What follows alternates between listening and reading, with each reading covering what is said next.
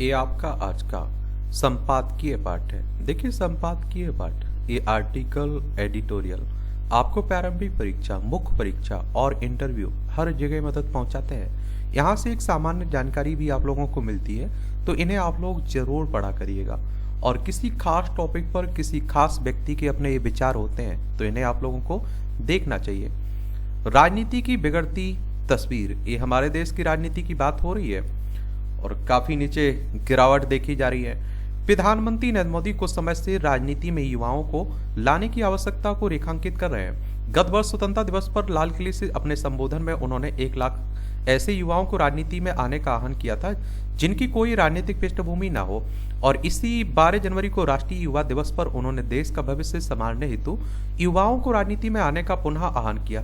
इसका कारण क्या है? स्वतंत्रता के बाद देश की राजनीतिक संस्कृति में ऐसी गिरावट आई कि लोग राजनीति को अवांछित तत्वों की शरण स्थली समझने लगे।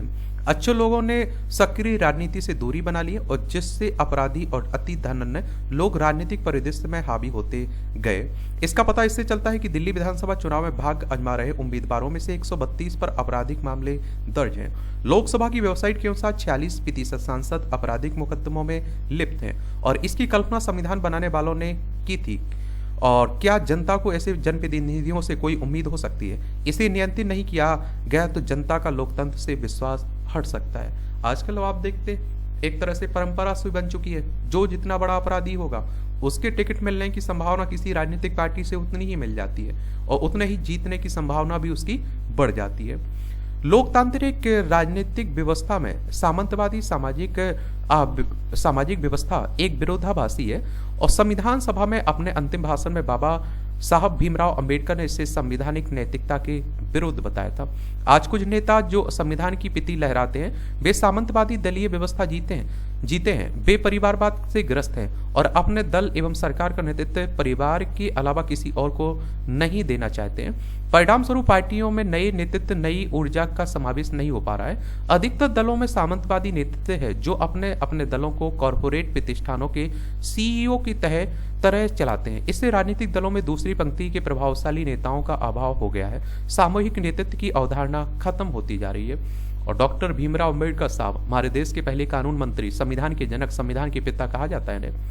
यदि लोगों का राजनीति के प्रति दृष्टिकोण नहीं सुधरा, राजनीतिक दलों में आंतरिक लोकतंत्र की स्थापना नहीं हुई, अच्छे नागरिकों का राजनीति में प्रवेश नहीं हुआ और नेताओं की नई पौध में अच्छे लोग नहीं आए, तो फिर लोकतांत्रिक राजनीति के भविष्य पर सवाल उठेंगे। आखिर राजनीति के प्रति लोगों का दृष्टिकोण कैसे बदलें और राजनीतिक दलों का चरित्र कैसे बदलें, नेताओं की फसल कैसे बदलें, ये ऐसे प्रश्न हैं जिन पर देश को गंभीरता से विचार करना चाहिए। ये प्रश्न न केवल वर्तमान समाज अपितु भावी पीढ़ी और देश के भविष्य से भी जुड़े हैं। इन प्रश्नों के उत्तर हमें स्वयं तलाशने होंगे। क्यों हम राजनीति को बुरा समझते हैं? राजनीति के 2 प्रमुख उद्देश्य होते हैं, एक समाज की सुरक्षा और उसमें संघर्षों का समाधान और दूसरा लोक कल्याण एवं विकास। यदि किसी समाज को इन लक्ष्यों को हासिल करना है तो उसे सुविचारित, बौद्धिक और जनहितकारी निर्णय लेने होंगे। और आप देखिए क्या ऐसे निर्णय धनन्य और दागी जनप्रतिनिधियों द्वारा लिए जा सकते हैं। इसके लिए तो समाज के सर्वश्रेष्ठ लोग चाहिए, लेकिन ऐसे लोग नौकरी को लक्ष्य बना लेते हैं और निर्णय के सर्वोच्च स्तर अर्थात राजनीतिक निर्णय के उत्तरदायित्व से बचते हैं। बचपन से ही उनके मन में रच बस जाता है कि राजनीति बुरी है, यह उनके लिए नहीं है, पैसे वालों के लिए। इस तरह के सवाल उठते रहते हैं ना।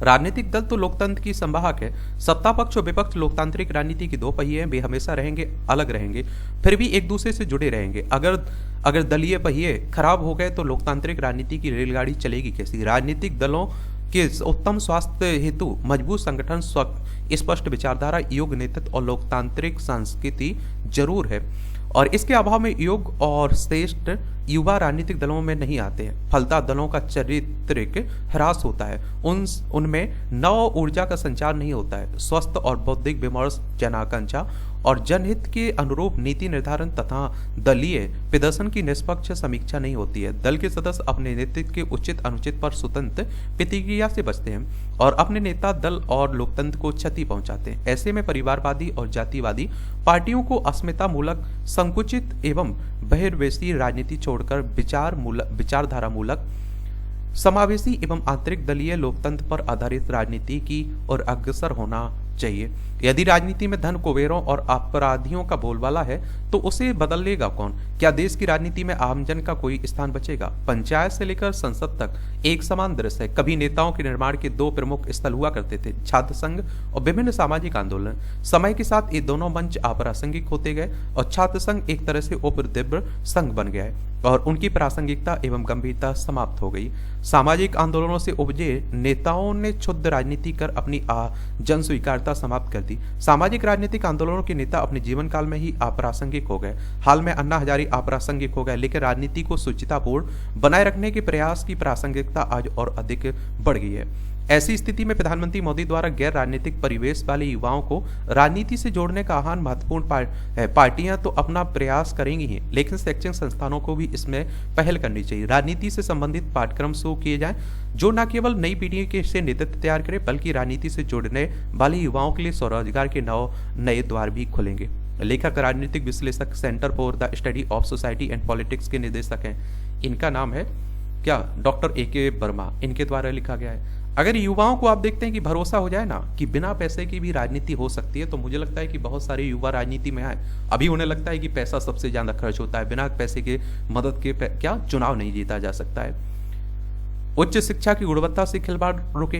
पिछले दिनों केंद्रीय शिक्षा मंत्री धर्मेंद्र प्रधान ने विश्वविद्यालय अनुदान आयोग UGC के अध्यक्ष प्रोफेसर M जगदीश कुमार की उपस्थिति में ड्रॉप रेगुलेशन 2025 जारी किया। यह उच्च शिक्षण संस्थानों में शिक्षकों, अन्य शैक्षणिक कर्मियों की नियुक्ति एवं प्रोन्नति संबंधी न्यूनतम अर्हता सुनिश्चित करने, उनकी सेवा शर्तें, शैक्षणिक एवं शोध कारोबार, पेशेवर आचार संहिता आदि से संबंधित है। इस मसौदे पर प्रतिक्रिया के लिए शिक्षकों, शैक्षणिक प्रशासकों और छात्रों आदि हितधारकों को 1 माह की समय सीमा दी गई है। देश में अभी तक रेगुलेशन 2018 को ही लागू करने की कवायद जारी है, इसलिए अक्सर UGC रेगुलेशन 2018 की विसंगतियों को दुरुस्त करने का था। उच्च शिक्षा क्षेत्र में दूरगामी दृष्टि और नीतिगत निरंतरता अत्यंत आवश्यक है। रेगुलेशन 2018 की विसंगतियां, समस्याओं पर विचार करने और उनका समाधान करने के लिए कई साल पहले एक समिति बनाई गई थी, लेकिन आज तक उस दिशा में कोई प्रगति न होना निराशाजनक है। क्या है? निराशाजनक है। देखिए, UGC के बारे में जरूर आप लोग याद रखिएगा। मैं बात कर रहा हूँ यूनिवर्सिटी ग्रांट कमीशन की बात हो रही है। नई दिल्ली में इसका हेडक्वार्टर देखने को मिलेगा। 28 दिसंबर 1956 में इसकी स्थापना हुई थी।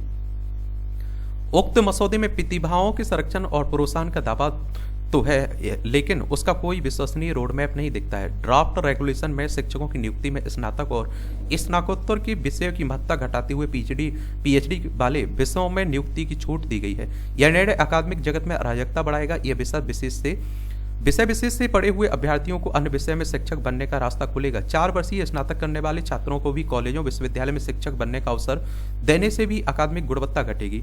रेगुलेशन 2018 में विश्वविद्यालय में शिक्षक बनने के लिए PhD की अनिवार्यता का प्रावधान किया गया था, क्योंकि ऐसे शिक्षकों को अध्यापन से अधिक शोध कार्य करना होता है। अब पुस्तक के अध्याय को शोध पत्रों के समकक्ष दर्जा दे दिया गया। यह चिंताजनक है। अभ्यर्थी की विभिन्न अकादमिक परीक्षाओं के अकादमिक परिणाम, शोध कार्य और प्रकाशन आदि को महत्व देने और साक्षात्कार की भूमिका सीमित करने के संबंध में भी कोई पारदर्शी, वस्तुपरक और न्याय संगत नीति नहीं बनाई गई। चयन समिति केंद्रित नियुक्ति प्रक्रिया को तो तोड़ा मरोड़ा जाता है। अभ्यर्थी की अकादमिक उपलब्धियों को नजरअंदाज करते हुए अस्पष्ट और अमूर्त मानकों के आधार पर उसके मूल्यांकन का अधिकार चयन समिति को दिया गया। अकादमिक उपलब्धियां संबंधी वस्तुपरक एवं सुपरिभाषित मानदंडों के स्थान पर नियुक्ति प्रक्रिया को चयन समिति केंद्रित बना दिया गया। प्रकाशन की गुणवत्ता के निर्धारण से लेकर अंतिम चयन तक वही सर्वशक्तिमान होगी। अकादमिक दुनिया जातिवाद, क्षेत्रवाद, भाई भतीजावाद और परिवारवाद से ग्रस्त है। संपर्कों, संबंधों और लेन देन के अभाव में योग्यतम अभ्यर्थी अनदेखी के शिकार होते हैं। यह स्थिति बदलनी होगी। अगर उच्च शिक्षा को बचाना है तो संघ लोक सेवा आयोग की तर्ज पर भारतीय उच्च शिक्षा सेवा शुरू की जानी चाहिए। केंद्रीय अनुदान प्राप्त सभी संस्थाओं को इसके दायरे में लाना चाहिए और इन सभी संस्थाओं से रिक्तियां का विवरण मांगकर साल में एक बार विज्ञापन आना चाहिए और एक साथ लिखित परीक्षा साक्षात्कार यानी कि इंटरव्यू होना चाहिए। नियुक्ति में 50% अधिभार लिखित परीक्षा, 30% अधिभार समस्त अकादमिक उपलब्धि और 20% अधिभार साक्षात्कार को दिया जाना चाहिए। सफल अभ्यर्थियों को मेरिट सूची में उनके स्थान, कॉलेज, विश्वविद्यालय को दी गई वरीयता, उसके स्थायी निवास स्थान आदि के समेकित अधिभार के आधार पर नियुक्ति दी जानी चाहिए। सत्र के बीच में कोई रिक्त आने पर प्रतीक्षा सूची में से नियुक्ति की जानी चाहिए। यूजीसी ने अनुदान प्राप्त सभी कॉलेजों के प्राचार्यों और सभी केंद्रीय विश्वविद्यालय के कुलपतियों की नियुक्ति प्रक्रिया को भी केंद्रीकृत करने की आवश्यकता है। इस प्रक्रिया में सामाजिक न्याय के प्रावधानों का भी अनुपालन किया जाए। ड्राफ्ट रेगुलेशन में कुलपति के रूप में शिक्षाविदों के अलावा उद्यमियों, प्रशासन, पुलिस, सेना के अधिकारियों, कंपनियों के प्रबंधकों आदि को चुनने की भी गुंजाइश है।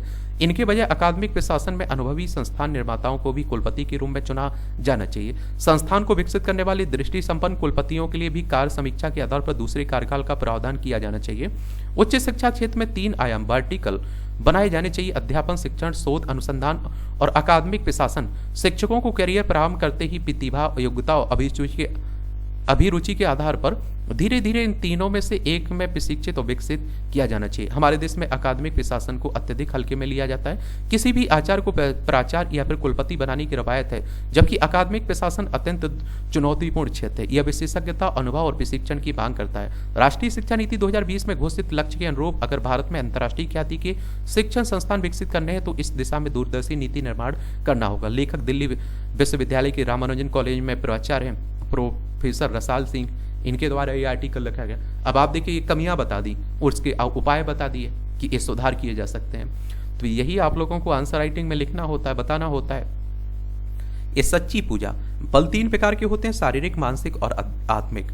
और बल, इन तीनों प्रकार के बलों में समृद्ध व्यक्ति उत्साह से भरा होता है और जिससे वह जीवन में कोई भी अनुष्ठान साध सकता है। श्रम किए बिना शारीरिक बल प्राप्त नहीं किया जा सकता। आज जब हम अपने अधिकांश कार्यों के लिए मशीनों पर निर्भर हैं, तब नियमित व्यायाम, दैनिक जीवन के छोटे छोटे काम स्वयं करना शरीर को सक्रिय रखने के लिए आवश्यक है। अच्छे विचारों से, अच्छे साहित्य से, कम कर्म में एकाग्रता से, सफल व्यक्तियों के जीवन चरित्र से प्रेरणा लेने से, ध्यान साधना करने से, नियमित रूप से छोटे छोटे संकल्पों को सिद्ध करने से मानसिक बल में वृद्धि होती है। आत्मिक बल के लिए अपने भीतर गुरुत्व का होना आवश्यक है। यदि कथनी और करनी में भेद रहेगा तो आत्मिक बल का कोटर सदा रिक्त रहेगा। अनीतिपूर्ण आचरण और असत्य वचन, ये सब आत्मिक बल को छीन करते हैं। काया से स्वस्थ होने पर भी ऐसा व्यक्ति स्वयं मलिनता में धंसा हुआ अनुभव करता है। और वस्तुतः ये तीनों ही बल एक दूसरे के पूरक हैं। स्वास्थ्य शरीर, मन और आत्मा की पूर्ण एकीकरण का परिणाम है। आत्मा को ग्रसने वाली वस्तु शरीर और मन को खोखला करने लगती है। शरीर को हानि पहुंचने से मन और आत्मा को ऊर्जावान रखना कठिन होने लगता है। अंदर से उपजने वाले रोग प्रयास मन में बड़ी ग्रंथियों का परिणाम होते हैं और एक बल दूसरे बल को नकारात्मक रूप से प्रभावित करता है तो सकारात्मक रूप में भी प्रभावित कर सकता है। शरीर से निर्मल होने पर मानसिक बल बढ़ा लेने वाले व्यक्ति आत्मिक बल में संपन्नता की ओर अग्रसर होते हैं। स्वयं को स्वस्थ रखना ब्रह्मांड के प्रति आभार व्यक्त करने का सबसे सरलतम उपाय है। ईश्वरीय कार्यों के लिए हमारा चयन हो जाए तो इससे बड़ी जीवन में कोई सफलता नहीं है। देख रहे हो आप लोग, अच्छा कॉलम लिखा जाता है, इंटरेस्टिंग। इस जाति गिनने पर जोर।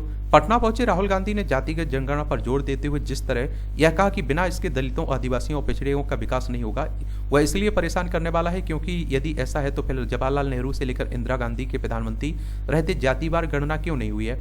आजकल आप देख रहे हैं कि जाति आधारित जनगणना की बात हो रही है, यानी कि किस जाति की संख्या कितनी है इसकी बात हो रही है। और अंतिम आंकड़े 1931 में जारी किए गए थे जाति आधारित जनगणना के। और जनगणना की बात करें तो 1872 में पहली बार की गई थी लॉर्ड मेयो के समय, और 1881 से नियमित व्यवस्थित जनगणना हुई थी लॉर्ड रिपन के समय से। क्या राहुल गांधी यह कहना चाहते हैं कि कांग्रेस के शासनकाल में जातिगत गणना न कराकर दलितों, आदिवासियों और पिछड़ों को विकास से जानबूझकर वंचित किया गया? क्या इस तथ्य से मोह मोड़ना सही होगा कि स्वतंत्रता के बाद जातिगत गणना न होने के बाद भी इन वर्गों का न केवल उल्लेखनीय विकास हुआ बल्कि जातीय विभाजन भी कम हुआ है? राहुल गांधी जातिगत गणना की जिद पकड़ने के साथ ही जिसकी जितनी भागीदारी उसकी उतनी हिस्सेदारी पर भी जोर दे रहे हैं। आखिर वंचितों, पिछड़ों के उत्थान और कल्याण के कार्यक्रम उनकी सामाजिक आर्थिक हैसियत देखकर चलाए जाने चाहिए या फिर उनकी संख्या के हिसाब से? यह ठीक नहीं है। राहुल गांधी जातिगत गणना की मांग करते हुए जातीय वैमनस्य पैदा करने की भी कोशिश कर रहे हैं। जो लोग आप देखते हैं कि जाति आधारित जनगणना का विरोध करते हैं ना, वो यही उदाहरण देते हैं कि इससे आपसी वैमनस्य बढ़ेगा कि हमारी जनसंख्या इतनी, हमारी जनसंख्या इतनी। उनकी यह कोशिश उसी खतरे को रेखांकित करती है जिसके उभरने की आशंका है। खतरा केवल इसका नहीं है कि जातिगत गणना के आंकड़ों के सहारे जातियों को एक दूसरे के खिलाफ खड़ा करने की कोशिश हो सकती है। खतरा इसका भी है कि जातिवादी राजनीति को नए सिरे से बल मिल सकता है। इसकी अनदेखी नहीं की जा सकती कि अतीत में किस तरह कुछ राजनीतिक दल अपने अपने हिसाब से चुनिंदा जातियों को गोलबंद करके राजनीति करते रहे, भले ही इसके नतीजे में समाज में जातीय वैमनस्य बड़ा हो। देश में कई राजनीतिक दल तो ऐसे हैं जो जाति विशेष की राजनीति करते हैं और इससे इनकार नहीं है कि जातिगत गणना से यह पता चलेगा कि विभिन्न जाति समूहों की कितनी संख्या है, लेकिन यह माहौल बनाना ठीक नहीं है कि देश की समस्त समस्याओं के समाधान की कुंजी जाति गिनने में है। यह माहौल तो भारतीय समाज में उस विभेदकारी जाति व्यवस्था को और मजबूत बनाएगा जिसे टूटना चाहिए, जो हाल के दशकों में एक बड़ी हद तक टूटी भी है। अच्छा होता कि बिहार यात्रा पर राहुल गांधी इससे अवगत हो कि एक समय उस राज्य में जाति हिंसा किस तरह चरम पर थी। राहुल गांधी को की माने तो शासन तंत्र के साथ निजी क्षेत्र में सभी जातियों के समुचित प्रतिनिधित्व के अभाव, असंतुलन के कारण जातिगत जनगणना ना होना अच्छा होता कि यह बताते कि यह अभाव अथवा असंतुलन जाति गिनने से कैसे दूर हो जाएगा। राहुल गांधी यह कहते हैं कि अमुक क्षेत्रों में दलितों, आदिवासी पिछड़ों की हिस्सेदारी कम है, लेकिन क्या कांग्रेस के प्रकोष्ठों में उनकी समुचित भागीदारी है। अब देखिए, जो लोग जाति आधारित जनगणना की सपोर्ट करते हैं, जो पक्ष में, वो कहते हैं कि भैया जाति आधारित जनगणना होती है तो उससे जातियों की जनसंख्या के बारे में मालूम चलेगा, किस जाति की क्या स्थिति है, क्या भागीदारी है, क्या उन्हें योजनाएं चाहिए, इसका मालूम चलेगा। जो लोग सपोर्ट करते हैं उनकी बात हो रही है। शिक्षा की गुणवत्ता, किसी प्राथमिक विद्यालय में प्रधानाध्यापक की ही नहीं ना हो तो उस विद्यालय की शैक्षिक गुणवत्ता का सहज अनुमान लगाया जा सकता है, लेकिन जब हाईकोर्ट के संज्ञान के बाद भी स्पष्ट कार्रवाई ना की जाए तो इससे शिक्षा के प्रति प्रतिबद्धता को लेकर संदेह पैदा होता है। ऐसे में उच्च न्यायालय की यह चिंता उचित है कि प्रधानाचार्य और सहायक अध्यापक की अनुपलब्धता के कारण छात्र परेशान है। उत्तर प्रदेश सरकार के अधिकारियों के बीच कई बैठकों के बावजूद कोई निर्णय नहीं लिया गया। उच्च न्यायालय की यह टिप्पणी उत्तर प्रदेश में बांदा के अत्तरा स्थित विद्यालय में 2.5 वर्ष से प्रधानाध्यापक व 2 सहायक शिक्षकों के रिक्त चल रहे पदों को लेकर है, जिस पर शिक्षा अधिकारियों की अनदेखी के बाद विद्यालय प्रबंधन समिति ने उच्च न्यायालय में याचिका दाखिल की। बांद्रा के विद्यालय के प्रकरण संदर्भ भर है। वास्तविकता यह है कि प्रदेश में अनेक ऐसे विद्यालय हैं जहां निर्धारित अनुपात में शिक्षक नहीं है। यह इसलिए भी गंभीर है क्योंकि शिक्षा को मौलिक अधिकार का दर्जा प्राप्त है और किसी भी स्वस्थ समाज के लिए शिक्षा अनिवार्यता भी है। शिक्षकों की कमी एक समस्या है, लेकिन इस पर लंबे समय तक ध्यान न दिया जाना अधिकारियों की लापरवाही है। यह शिक्षा की गुणवत्ता से भी समझौता है जिस पर अविलंब ध्यान देने की आवश्यकता है। ऐसे में हमें उच्च न्यायालय की ही एक संबंधित टिप्पणी को भी संज्ञान में लेना चाहिए, और जिससे अदालत ने कहा था कि यदि शीर्ष अधिकारी भी अपने बच्चों को सरकारी स्कूल में पढ़ाएंगे तो इससे इनमें पढ़ाई की व्यवस्था बदल सकती है। अब आपने देखा है कि जो बड़े लोग होते हैं, पैसे वाले होते हैं, वो VIP स्कूलों में पढ़ाते हैं और सरकारी स्कूलों में देख लीजिए कौन पढ़ाता है। आज के समय में कोई नहीं पढ़ाना चाह रहा है क्योंकि स्थिति बहुत खराब होती है, लेकिन सरकारी यूनिवर्सिटी में सब कोई पढ़ाना चाहता है। आपने देखा होगा कि मेडिकल के लिए कितनी मारामारी होती है, नीट के लिए, क्योंकि वहाँ अच्छी व्यवस्था रहती है और सस्ता भी रहता है, अच्छी पढ़ाई भी मिल जाती है। केंद्र की पहल से समृद्ध होगी हल्दी। ये हल्दी की आवश्यकता केवल सब्जी के उपयोग तक सीमित नहीं है, बल्कि औषधियों और परंपरागत रीति रिवाजों में भी इसका उपयोग किया जाता है। शादी में देखते हैं ना आप लोग, हल्दी की खेती आधुनिक तकनीकों से हो एवं इसकी कीमतें अधिक हो, इस प्रकार की मांग किसानों की ओर से लंबे समय से की जाती रही है। लिहाजा भारत में हल्दी की खेती को और पंख लगे, उत्पादकता में वृद्धि हो, इन सभी तथ्यों को ध्यान में रखते हुए केंद्र सरकार ने पिछले सप्ताह एक ऐतिहासिक निर्णय लेकर राष्ट्रीय हल्दी बोर्ड की स्थापना को हरी झंडी दिखाई। भारत की GDP में संपूर्ण कृषि क्षेत्र का जितना योगदान रहता है उससे हल्दी की भूमिका अग्रणी होती है। हल्दी पर वैज्ञानिक शोध का बड़ा हब तेलंगाना के निजामाबाद में बन रहा है। हल्दी आयोग भी वहीं स्थापित होगा। वैसे हल्दी की समृद्धि के लिए निर्णय बहुत पहले लिया जाना चाहिए था। अगर ऐसा होता तो हल्दी उत्पादन की दृष्टि से भारत केवल दक्षिण के राज्यों पर ही निर्भर नहीं रहता, बल्कि पूरे देश में उसका विस्तार हो चुका होता। वस्तुतः हल्दी उत्पादन में आधुनिक शोध की आवश्यकता बहुत पहले से महसूस हो रही है और आयोग अब नई प्रजातियों की खोज करेगा। बदलती परिस्थितियों में हम अब इस सच्चाई से भली भांति परिचित होते जा रहे हैं कि कृषि के वैश्विक बाजार पर पकड़ बनाने के लिए हमारे पास असीम संभावना है। इस मामले में सबसे अच्छी बात यह है कि हल्दी के किसानों की मांग को जब पिछले दिनों केंद्रीय मंत्री पीयूष गोयल ने राष्ट्रीय हल्दी बोर्ड बनाकर पूरा किया। देखा जाए तो भारतीय हल्दी का बड़े वैश्विक बाजार पर बीते कई दशकों से एकाधिकार है और यह कब्जा भविष्य में भी कायम रहे और इसके लिए केंद्रीय स्तर पर नई रणनीति बने। वैश्विक मांग को देखते हुए अफगानिस्तान, पाकिस्तान, और कजाकिस्तान जैसे देश भी हल्दी के उत्पादन को तेजी से बढ़ाने में जुटे हैं। पिछले कुछ वर्षों से इन देशों में ने भी हल्दी का निर्यात अफ्रीकी देशों में थोड़ा बहुत करना आरंभ किया। ऐसे में हल्दी व्यवसाय पर केंद्र सरकार इसलिए भी ज्यादा फोकस कर रही है क्योंकि हल्दी का जितना विस्तार होगा उतना ही विदेशी मुद्रा भंडार मजबूत होगा। मोटे तौर पर देखा जाए तो भारत में सालाना करीब 165 लाख टन हल्दी का उत्पादन होता है। अब इस क्षेत्र में गठित किए जा रहे राष्ट्रीय हल्दी आयोग के बाद और बढ़ोतरी होने की उम्मीद जगी है। कृषि विज्ञानियों को भी हल्दी अनुसंधान के नए रिसर्च प्रोजेक्ट दिए गए। अधिक गुणवत्ता युक्त हल्दी की खेती कैसे की जाए, खाद एवं कीटनाशक का प्रयोग किसान कैसे हो, और इन सब के लिए भी नई रिसर्च पर विज्ञानी जोर दे। और आयोग की कोशिश रहेगी कि भारत में हल्दी का अधिक से अधिक उत्पादन हो ताकि अन्य देशों को इसे निर्यात किया जा सके। ये आप देखिए, ये टिप्पणियां रहती हैं, ये भी देख लिया करिए, देखना हुआ करे तो इसकी पीडीएफ आपको एजुकेशन सर्कल प्लेटफॉर्म है ना टेलीग्राम पर, वहां डाल दी जाती है, तो वहां से जाकर आप लोग डाउनलोड कर सकते हैं। टैरिफ युद्ध चल रहा है जो, उसी को लेकर बातें हो रही, कहीं अमेरिका को ही ना पड़ जाए ये, क्योंकि आजकल टैरिफ की बात कर रहा है अमेरिका। अमेरिकी राष्ट्रपति डोनाल्ड ट्रंप ने संकेत दिया कि टैरिफ युद्ध का उनका अगला निशाना यूरोपीय संघ को हो सकता है। यह सब ऐसे समय में हो रहा है जब आर्थिक शक्ति शिफ्ट हो रही है। चीन अब बहुत बड़ा खिलाड़ी और भारत की हैसियत भी बढ़ती जा रही है। वैसे ट्रंप के जवाब में कनाडा ने भी टैरिफ में इजाफा कर दिया और उसने भी 155 अरब डॉलर की अमेरिकी वस्तुओं पर 25% टैरिफ लगाया, और जिसमें से 30 अरब डॉलर की वस्तुओं पर यह टैरिफ लागू हो गया और शेष 125 अरब डॉलर की वस्तुओं पर भी लागू होगा। उधर मैक्सिको के राष्ट्रपति ने भी अपने वित्त मंत्री को जवाबी कार्रवाई करने के लिए कहा, जिसके बाद अमेरिका ने मैक्सिको पर टैरिफ अभी रोक दिया है। देखिए, ये चाइना है, यहाँ आप देख लीजिए, हमारी प्यारी पृथ्वी, ये चाइना, ये हमारा प्यारा भारत। यहाँ से अगर आप लोग जाएं तो यहाँ आप लोगों को कनाडा देखने को मिलेगा, ये यूएसए देखने को मिल रहा है। ठीक है, तो इसी की बात हो रही है। चाइना हमारा पड़ोसी है, लद्दाख हो, हिमाचल प्रदेश, उत्तराखंड, सिक्किम, अरुणाचल प्रदेश, 5 राज्यों की सीमा लगती है हमारी।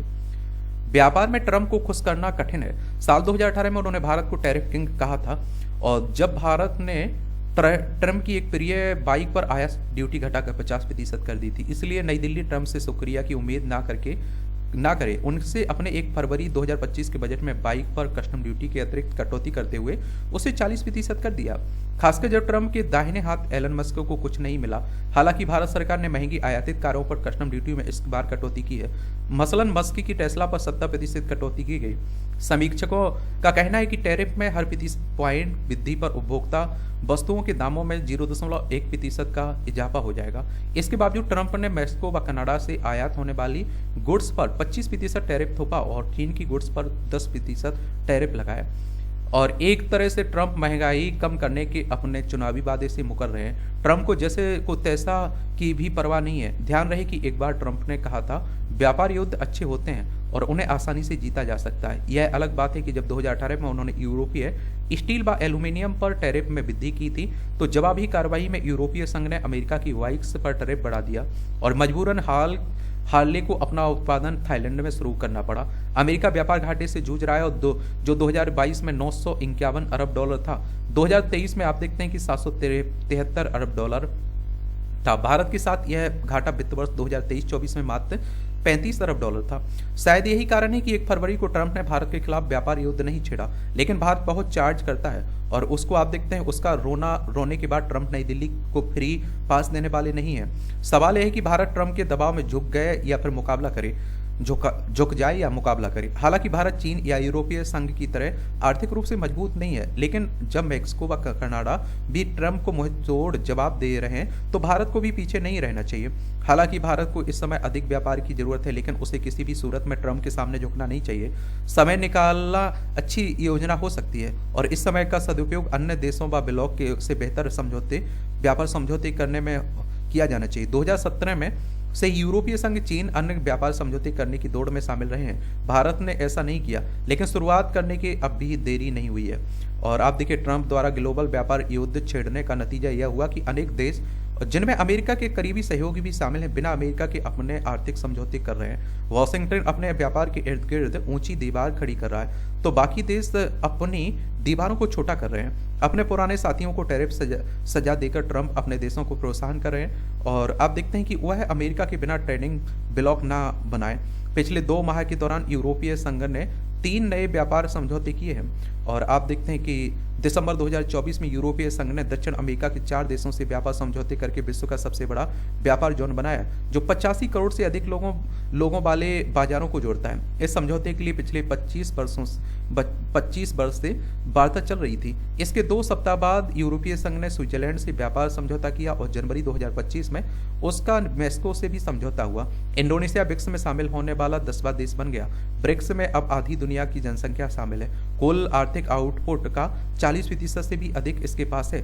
थाईलैंड व युगांडा सहित अन्य 8 देश ब्रिक्स के पूर्ण सदस्य बनने जा रहे हैं। और आप देखिए मई 2025 में 10 देशों वाली आसियान की बैठक पश्चिम एशिया के 6 देशों से होगी, जो मिलकर गल्फ कोऑपरेशन काउंसिल बनाते हैं। इस बैठक में चीन को भी आमंत्रित किया गया। और आप देखिए साथ ही आसियान व भारत के बीच भी व्यापार व निवेश गहरा होता चला जा रहा है। इस किस्म के अन्य अनेक व्यापार समझौते हैं जिनमें अमेरिका को एक किनारे कर दिया गया। अमेरिका ने जो रूस पर पाबंदियां लगाई उसका भी अनेक देशों ने पालन नहीं किया और भारत व चीन ने रूस से सस्ता तेल खरीदा। कह सकते हैं कि नई विश्व व्यवस्था में अमेरिका की दादागिरी कमजोर पड़ती जा रही है, वह अलग थलग पड़ रहा है या फिर उसे किया जा रहा है और ट्रंप के वेतो के फैसले उसे अतिरिक्त अकेला कर रहे हैं। इसलिए यह सोचने की बात है कि ट्रंप अमेरिका को फिर से महान बना रहे या फिर हाशिए पर डाल रहे हैं। ये आप देख रहे हैं। ब्रिक्स के बारे में आप लोग जरूर याद रखिएगा। ब्रिक्स ऑर्गेनाइजेशन की बात हो रही है और आप देखेंगे कि 16 जून 2009 में इसकी स्थापना हुई थी। इसके अगर हम लोग मेंबर की बात करें तो भारत भी इसमें मेंबर है। Brazil, Russia, India, China, South Africa, Egypt, Ethiopia, Indonesia, Iran, United Arab Emirates देखने को मिलेगी। और अगर हम लोग आसियान की बात करें तो इसके बारे में भी याद रखिएगा। आसियान क्या है? मैं बात कर रहा हूँ association of south east Asian Nations की और 8 अगस्त 1967 में इसकी स्थापना हुई थी, ये भी याद रखिएगा।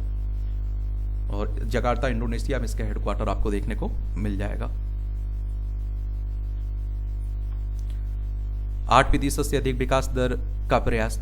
तो वैश्विक स्तर पर विपरीत परिस्थितियों के बीच भारत अपने आर्थिक विकास दर को कायम रखते हुए विश्व में सबसे तेज गति से आगे बढ़ती अर्थव्यवस्था बना हुआ है। वैसे वित्तीय वर्ष 2024-25 की प्रथम 2 तिमाहियों में सकल घरेलू उत्पाद में वृद्धि दर गिरकर 5.2% और 5.3% के आसपास रही। भारत ने वर्ष 2047 तक विकसित राष्ट्र बनने का संकल्प लिया। यदि भारत को विकसित राष्ट्र बनाना है तो 2 दशकों तक आर्थिक विकास दर को 8% से ऊपर रखना होगा। वित्तीय वर्ष 2025-26 के बजट के माध्यम से ऐसे कई निर्णय लिए गए जिससे देश की आर्थिक विकास दर पुनः एक आप देखते हैं क्या एक बार 8% से ऊपर निकल जाए। दरअसल आज देश में उत्पादों की मांग को बढ़ाना अति आवश्यक है, जो पिछले कुछ समय से लगातार कम होती दिखाई दे रही है।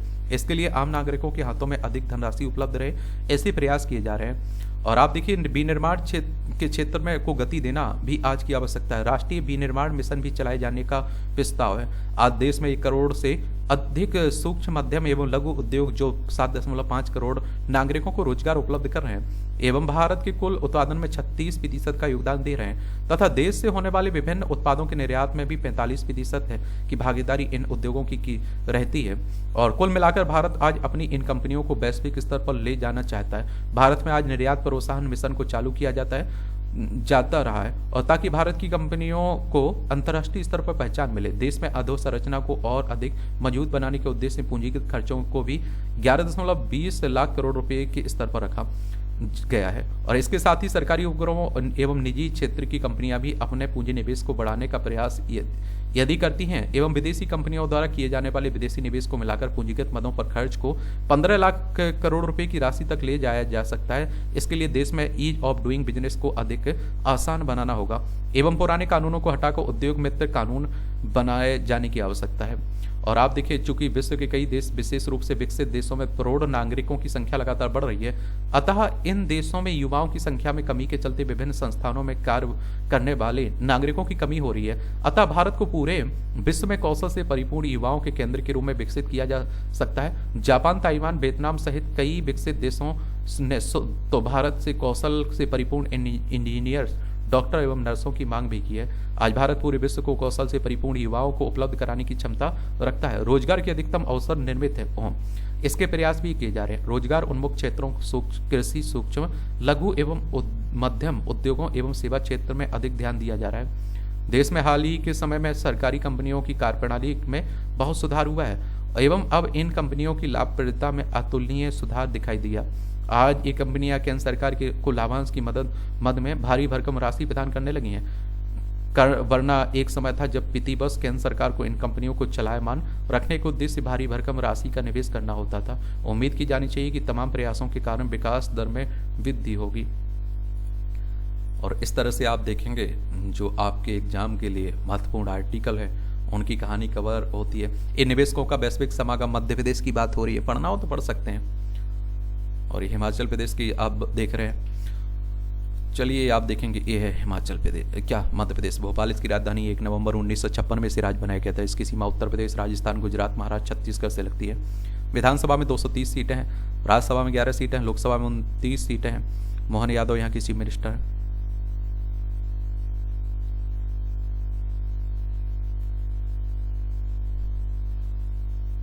देख रहे हैं आप लोग। ये भाषा आप देखिए, FIR की भाषा हो सुगम, ये कहा जा रहा है। इस तरह से आप देखेंगे। आपका कोई सवाल हो बता दिया करिएगा, और मेरी तरफ से शुभकामनाएं हैं। ईमानदारी से मेहनत करिए। ठीक है, धन्यवाद।